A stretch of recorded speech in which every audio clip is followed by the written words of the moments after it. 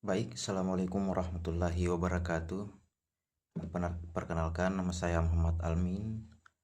Eh, Pada kali ini saya akan membawakan materi tentang likuiditas pada perbankan. Pada kali ini saya akan membawakan 5 materi pembahasan pada kali ini. Yang pertama, mengapa likuiditas penting bagi perbankan? Kedua, apa dampak yang ditimbulkan dari masalah likuiditas? Ketiga, apa upaya yang dilakukan otoritas keuangan, terutama Bank Indonesia dan otoritas jasa keuangan, agar likuiditas perbankan tetap aman? Kemudian yang keempat, apa yang dilakukan Bank Bukopin saat mengalami kesulitan likuiditas? Dan yang terakhir, apakah upaya dari otoritas keuangan dan Bank Bukopin sudah tepat? Nah, langsung saja kita langsung masuk ke bagian pertama, yaitu mengapa likuiditas penting bagi perbankan. Nah, sebelum itu, pertama-tama apa sih sebenarnya itu likuiditas? Nah, likuiditas adalah kemampuan suatu entitas, terutama bank atau perusahaan, untuk memenuhi kewajiban jangka pendeknya saat jatuh tempo, seperti membayar utang atau memenuhi permintaan penarikan dana dari nasabah. Nah, semakin tinggi likuiditas, semakin mudah suatu entitas memenuhi kewajiban tersebut tanpa harus menjual aset tergesa-gesa atau berutang tambahan. Nah, kita kembali ke pembahasan, mengapa likuiditas penting bagi perbankan? Nah, likuiditas penting bagi perbankan karena memungkinkan bank untuk memenuhi kewajiban jangka pendeknya, seperti penarikan dana oleh nasabah dan pembayaran kepada kreditur. Nah, tanpa likuiditas yang memadai, bank tidak dapat menjalankan fungsi intermediasi keuangan secara efektif, yang dapat mengganggu kepercayaan nasabah dan stabilitas sistem keuangan secara keseluruhan. Nah, selanjutnya kita ke pembahasan kedua. Apa dampak yang ditimbulkan dari masalah likuiditas? Nah, masalah likuiditas dapat menyebabkan ketidakmampuan bank untuk memenuhi permintaan penarikan dana oleh nasabah, seperti halnya yang terjadi pada Bank Bukopin. Nah, dalam kasus Bank Bukopin, nasabah mengalami kesulitan dalam melakukan penarikan tunai dan transfer. Bahkan harus mengantri sejak dini hari untuk mendapatkan layanan. Nah, pembatasan penarikan juga diterapkan dengan batasan maksimal yang berbeda-beda di setiap cabang. Akhirnya, situasi ini menimbulkan ketidakpastian dan ketidakpuasan di kalangan nasabah, serta dapat merusak reputasi bank. Kemudian selanjutnya, upaya apa yang dilakukan otoritas, dalam hal ini Bank Indonesia dan otoritas jasa keuangan, agar likuiditas perbankan tetap aman? Nah, di sini OJK dan Bank Indonesia memberikan peraturan serta kebijakan.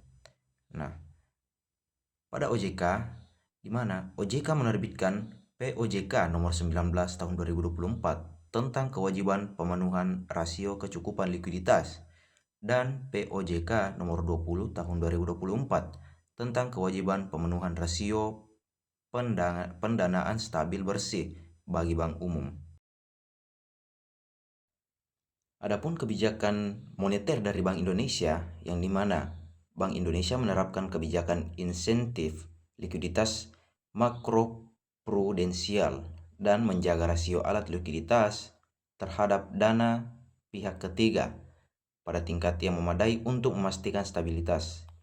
Nah, jadi intinya Bank Indonesia dan OJK bekerja sama untuk memastikan bank tetap punya cukup uang atau likuiditas. Mereka membuat peraturan agar bank bisa mendapatkan bantuan dana darurat jika mengalami masalah keuangan sementara. Tujuannya yaitu agar bank tetap bisa beroperasi dan melayani nasabah dengan lancar. Kemudian selanjutnya, apa yang dilakukan Bank Bukopin saat mengalami kesulitan likuiditas? Nah, di sini terdapat 3 hal yang dilakukan oleh Bank Bukopin. Yang pertama, menerapkan pembatasan penarikan dana di beberapa cabang secara situasional untuk memenuhi kebutuhan transaksi nasabah. Yang kedua, menjalin kerjasama dengan KB atau Kokmin Bank dari Korea Selatan untuk penambahan modal dan penguatan permodalan.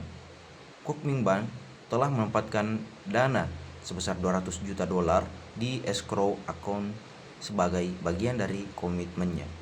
Kemudian yang ketiga, membuka peluang pertolongan dari pihak lain termasuk bank-bank BUMN seperti Bank Mandiri, Bank BNI, dan Bank BRI melalui skema penambahan modal atau pinjaman jangka pendek untuk menambal likuiditas. Nah, kemudian yang terakhir, apakah upaya dari otoritas keuangan dan Bank Bukopin sudah tepat? Nah, menurut saya, upaya yang dilakukan oleh otoritas keuangan seperti Bank Indonesia dan OJK dalam menjaga likuiditas perbankan melalui regulasi dan kebijakan moneter dapat dianggap tepat dan proaktif. Namun, dalam kasus Bank Bukopin, langkah-langkah yang diambil oleh bank tersebut kurang efektif dalam mengatasi krisis likuiditas yang terjadi. Nah, mengapa?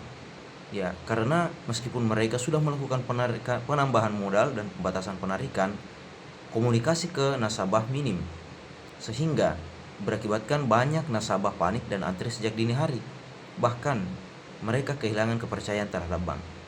Jadi, meskipun langkah-langkah teknis seperti right issue dan intervensi OJK sudah dilakukan, ya tanpa komunikasi yang baik, dampaknya tetap buruk bagi reputasi bank.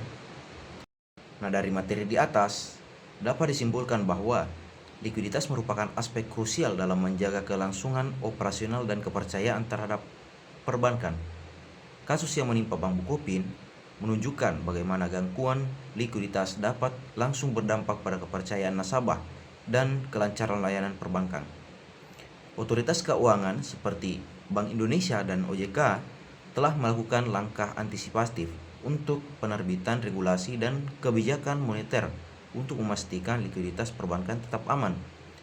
Namun, upaya internal Bank Bukopin dinilai belum cukup memadai dalam mengatasi krisis likuiditas yang terjadi, karena lebih bersifat reaktif dan tidak menyentuh akar permasalahan. Oleh karena itu, diperlukan sinergi antara kebijakan dan regulator dan manajemen internal bank dan dalam menerapkan strategi jangka panjang agar stabilitas perbankan dapat terjaga dan kepercayaan masyarakat tetap terpelihara. Itulah tadi pembahasan singkat mengenai likuiditas pada perbankan. Selanjutnya merupakan sumber dan skenario pengendalian likuiditas Bank Bukopin melalui right issue. Sekian dari saya. Assalamualaikum warahmatullahi wabarakatuh.